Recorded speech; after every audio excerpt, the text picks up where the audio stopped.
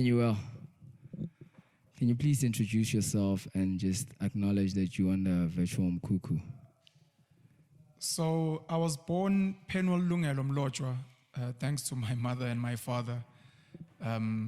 Raised in Newcastle, in KwaZulu Natal. Did my schooling there, went to postgrad in Grahamstown, Rhodes University, postgraduate University of Johannesburg, doing honors in accounting. I'm very honored to be on the virtual Mkuku. That's super fantastic. Take me back to your youth days. What I want to know is that what are some of the difficult things that you face as a young person trying to start a business? So the struggles that I faced as a young person looking to start a business are normally the issues that most people have. Too many ideas, not enough money, not a lot of support. But I think the passion really helped a lot in that respect. Most of us, and by most of us, I'm not just speaking Black Africans, I'm speaking everyone in the world, we are not trained adequately from a young age how to run a business. So you almost have to learn along the way. And more than getting access to money, more than knowing how to formalize a business, more than growing a business was just a lack of education. Got distinctions in school, got some distinctions in varsity, but I'd never been taught how to make and manage money and run a business and manage employees. So I think in my head, that is the biggest issue I had as a young person. Lack of exposure to learning in a way. Who would you say is responsible for teaching young people entrepreneurship? In terms of who's responsible for teaching young people about business, it's meant to be their parents. If you look at the animal kingdom, Mufasa has to teach Simba how to hunt. Your parents are meant to teach you how to survive in the real world. And what's happened is, because of capitalism, because our families have been broken, our parents outsource that teaching how to hunt, and they outsource it to spaces and systems that are not about teaching you how to hunt, at least for yourself. The schooling system and church is actually about teaching you how to hunt for other people in exchange for just a little slice of meat. So fundamentally at its core, it is meant to be your parents that teach you how to make money. But we're in a space now where most of our parents are also struggling. So then who's left there is the school and the church. And currently they're doing a very horrible job of that. One of the biggest social, I don't know what to call it, but social thing is love. So I would say that as a young person, you grow up and you groomed that you need to have a girlfriend.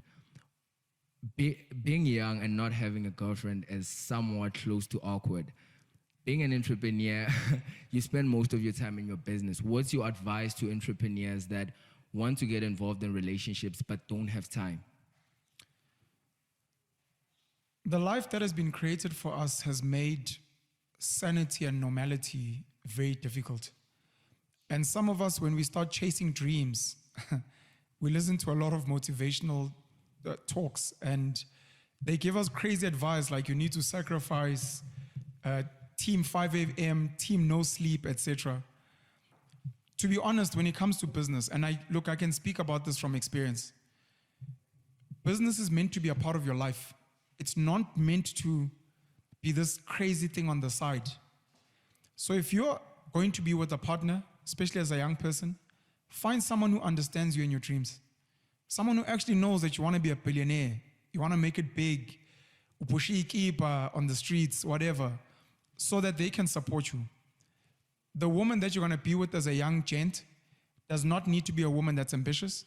She does not need to want you to have lots of money. She does not need to sell with you. She just needs to be a support.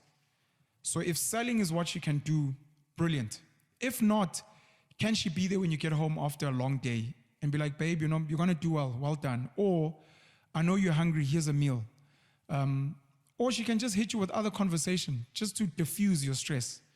But someone who understands, with the guy that I'm with, is a hustler, is an entrepreneur, is a business person, and I can't be stressing him about wanting time, wanting money, because he's trying to build something. The problem, of course, in society is a lot of us go and we date people that live in this fugazi world of your boyfriend must be there, he must buy these things for you. We don't have money and we're trying to build something. So if you're not going to be the girl for me for that, please stay away from me. Go and find the guy who's established. Go find the guy who already has a nice job, who's going to be taking you out on dinners, etc., etc. But find the type of partner. Look, this is advice for young gents, but even for young females. Find the type of gent who will be there to support you. He doesn't need to support your business. He just needs to support your vision and be there as support for you. That's fantastic. Passion is a, what can I say, mostly used word in entrepreneurship, art, and any endeavor that you want to go in life. Sometimes passion can lead you to not quitting on something that is not working. What is your advice on that? You're asking such a difficult question of when should you quit, especially when you love something very much, you know. Our parents are not supposed to quit on us, even if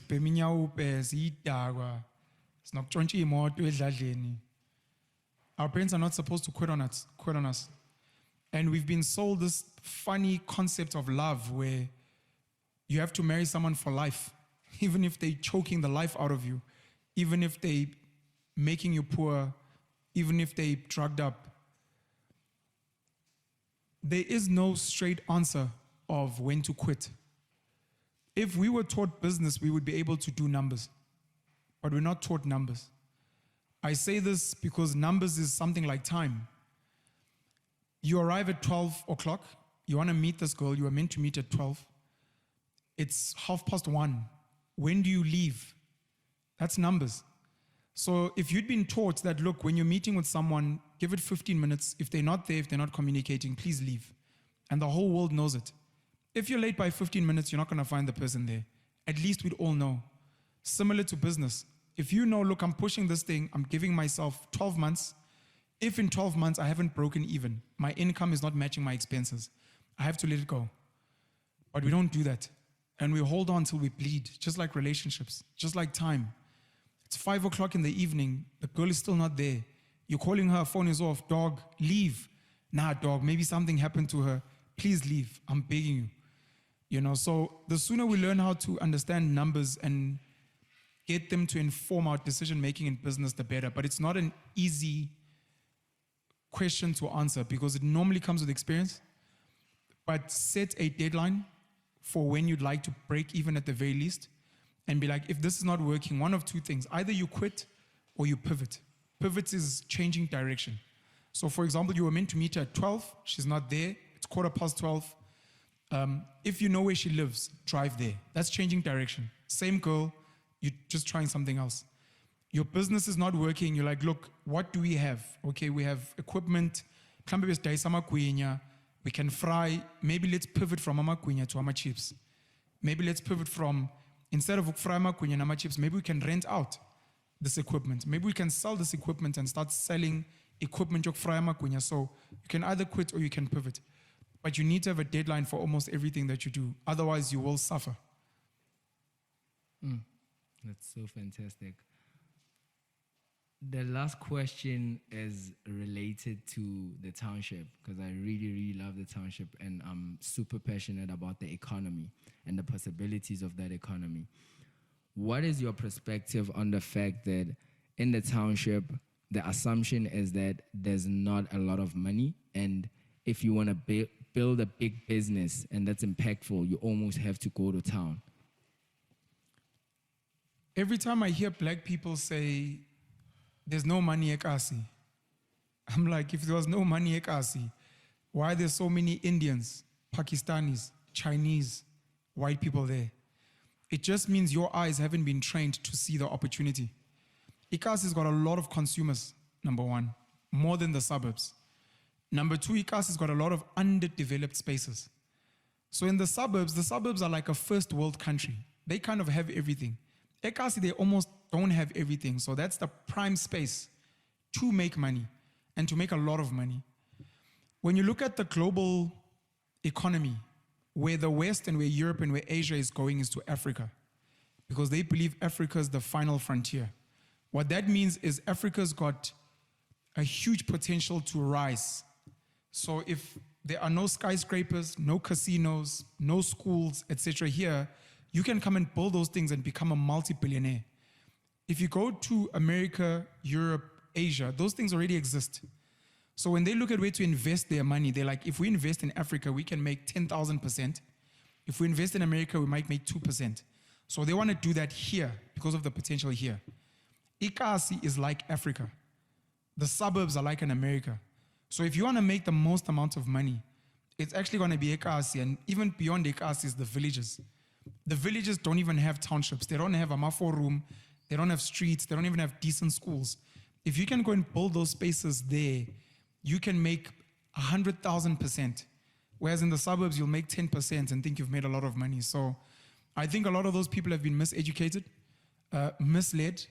What I will suggest, just like the global economy example, visit the suburbs, see what they have, go back to Ekasi, see what they don't have, and then copy those businesses and bring them to the township. Penuel The Black Pen. Thank you very much for the opportunity, and I'm very honored to have visited the virtual Mkuku. Thank you very much, Jan.